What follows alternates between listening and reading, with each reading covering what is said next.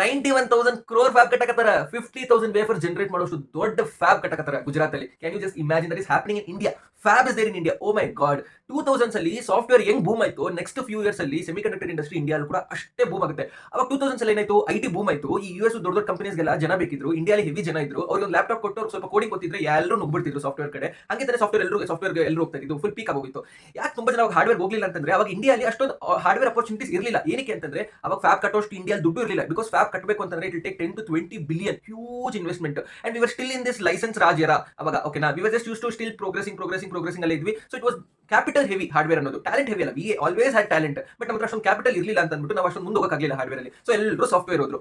But ಆದ್ರೂ ಕೂಡ ಇಂಡಿಯಾಲಿ there is a very good amount of chip design talent. We design the chips, we validate the chips, all of these things. Only thing which we don't have is the manufacturing, packaging, assembly.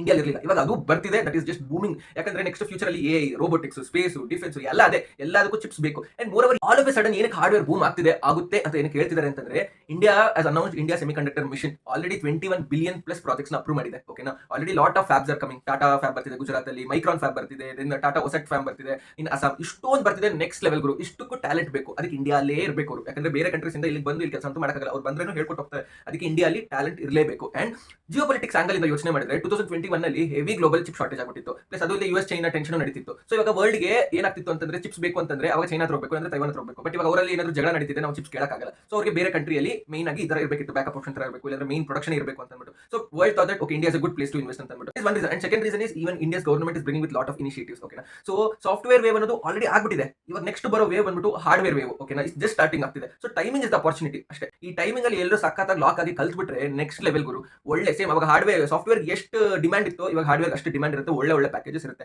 If you are graduating in this decade, then you are very early to the wave. ಈಗ starting ಅಲ್ಲಿ ಇದೀರಾ, not late one to join for sure.